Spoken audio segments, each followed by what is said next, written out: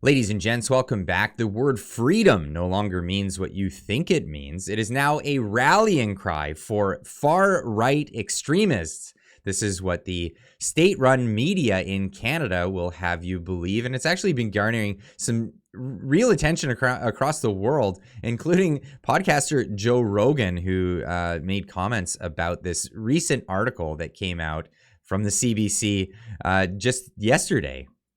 There was a thing on the CBC, and it was talking about the word freedom, and that the word freedom is being used many times by far-right activists. Freedom. Here, I'll send it to you, Jamie, because this is so fucking... Canada is so fucking wild right now. It's such a like really crazy place. Here it is. Why the word freedom is such a useful rallying cry for protesters. The word has become common amongst far-right groups. So by putting that far-right in there, far-right, but like there's no indication whatsoever that those truckers in Canada were far-right. A lot of those are working class people that just did not like the idea that they were being forced to do this medical procedure in order to keep their job. And so they label them as far right. Yeah. Trudeau personally labeled them as racists and misogynists. Just so he could disparage them. Yeah. Just so like whatever they say doesn't mean anything. Yeah. So this is what they're doing here with the term freedom, which is like one of the most basic tenets for human rights, your liberty as a human being, your ability to express yourself, your ability to talk about things, to protest, to do what you want. That's what Freedom I mean. is so fucking important. Inherent in the idea of a free country is the right to protest. Right. They go hand in hand. That's why that headline is beyond parody. But it's actually something that's being pushed on the CBC, which is really... The state-run broadcaster, it is the CBC. And here's the article here. Why our freedom is such a useful rallying cry for protesters.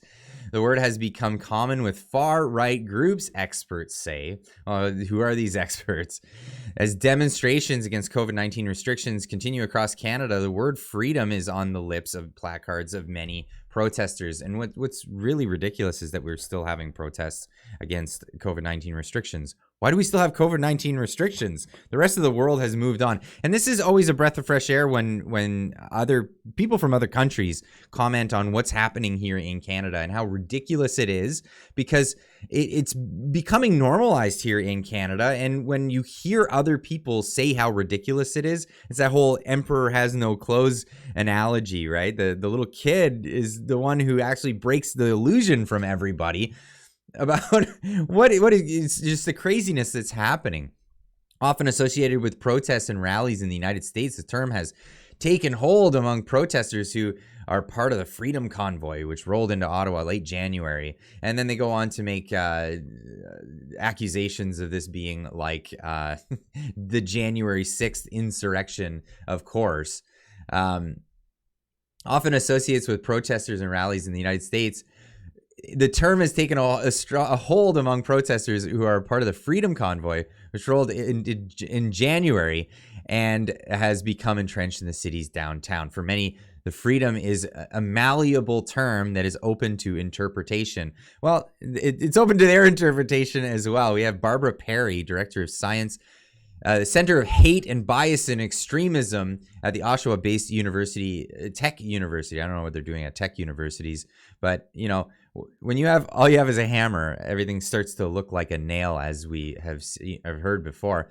It's a term that has resonated. You can define it and understand it as a sort of manipulate it in a way that makes sense to you and is useful to you, depending on your perspective, she told Cross Country Checkup. It's also a term that has thrived among far-right groups, says Perry. One number of experts who say the presence of far-right groups in Canada is growing. Well, I'll leave the link in the description for the article. You can go through the whole thing as well. Some of the notable things here. Concept of freedom can be used to reject equality. To see the word freedom bandied about as a part of these protests points to a broader circulation of what Elizabeth Anker says or calls violent forms of freedom. Well, what are violent forms of freedom? Heard this term pop around violence where violence doesn't actually apply. It's always implied violence or perceived violence. Freedom is a slippery concept, Anchor says, an associate professor of political science at George Washington University. You can't make this up. It's like this person doesn't even know who George Washington was. Freedom being a slippery concept. So a slippery slope argument. Freedom will lead us into the author. She's the author of a book called Ugly Freedoms, which examines the history of how freedom as a concept has been used in American society. To do what? Obviously, to do bad stuff, according to this individual. And goes into it, and then obviously pushing individual freedom over the social good. So giving that social contract argument, saying that freedom is often used almost as a national entitlement or a claim for what people have. This is Anchor still speaking. The social contract, the one that none of us signed, and the terms and conditions keep changing as time goes on. But we had also the CBC National run a story about what is the Freedom Convoy movement now, and who do they consult? Well, let's just see. As we look at the anniversary, there have been some attempts to have similar protests, but they've been much smaller. And it's brought up the question about what is the movement now? That's what we're here to find out. We're going to find out. Michael, how are you? Good, David. Good morning. Criminologist Michael Kempa lived through the convoy protest and we want to find out what's going on with the Freedom Convoy movement. We want to know what's happening with protesters who try to legally protest in the country. And we consult a criminologist. What are you doing? And what does he have to say? continues to study it closely. Could something like that happen again? Nothing on the scale of what we saw in February of 2022. Okay, so it's not a threat. Kempa says it isn't just the lack of a single leader, but now a single cause. So at the time, across Canada, you could estimate that there were probably about 2 million people who had significant sympathy for the anti-vax movement. You're now probably left with some... See, he hits it there. He turns it into the anti-vax movement again. And it's all about rhetoric. It's all about what the message actually was. The message was government overreach. It was not ever about vax or anti-vax. I'm sure some elements were about that, but it was about government overreach and QR codes as a means of being able to travel around your own free country. They also consulted an expert who was only known as a researcher in this video. It's really about hate and love. And love, not necessarily love that is based on mutual understanding, but love because you hate the same enemy. Researcher Merlina Lim tracks far-right and convoy social media activity. She says there's been an uptick with the anniversary. Is there a single cause that's unifying them now? All of these groups still really are unified by the fact they want to get rid of Trudeau. So it's a political movement? Is that what you're saying? I mean, anybody who is part of a political party that it's not the Liberal Party is trying to get rid of Trudeau.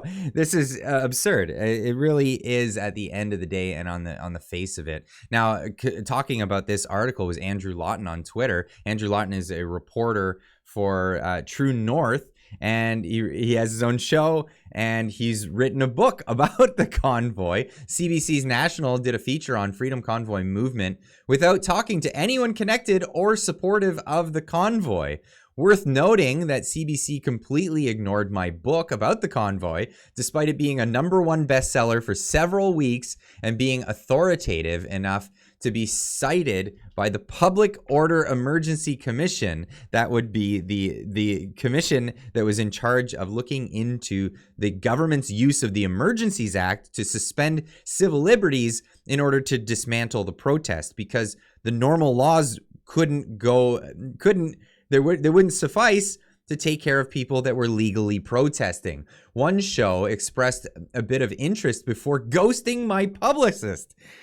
That is the level of credibility, credulity, what do you want to call it? These are journalists, urinalists from the state broadcaster, just completely throwing ethics out the window and covering these stories. Joe Rogan had more to say on his podcast than while you're his. Strange to me. I always thought of Canada as like, hey, cool, man. Well, they're being sold a pile of bullshit. And the pile of bullshit is you must give up your freedom in order for others to be equal. You must give up your freedom in order for society to function in the proper way. You must give up your freedom in order for things to be equitable and inclusive and fair. And it's horseshit. And it's a mind fuck. And it's a mind fuck that you hear coming out of the WEF, and Trudeau echoes it, and they say the right words and use the right phrases. And at the end of the day, what's happening is you're going to lose your ability to protest. You're going to lose your ability to express yourself. You're going to lose your ability to have your say when things start moving in this general direction towards the centralized government being able to control various aspects of your life. One of the things that we found out during this protest, the trucker protest, was they froze their fucking bank accounts. I know, that was nuts. That is fucking nuts. I mean, that is some dictator, third world, banana republic bullshit. Yeah. And the fact that that was going on in Canada and they justified it, and they didn't just freeze their money, the people that were protesting, they froze the bank accounts of people that were donating money. Yeah, that was the... Fucking insane. Yeah, it was really, really insane. So that's what comes when you start using terms like, freedom and connecting it to the far right. Absolutely. And wise words coming from Joe Rogan and expressing it, bringing, again, another breath of fresh air to Canadians that are not getting the message right now.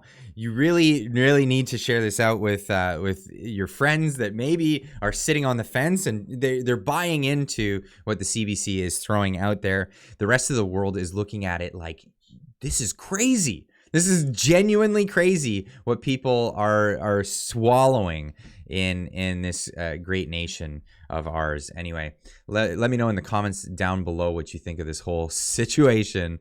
We'll see you in the next one. Keep on trucking.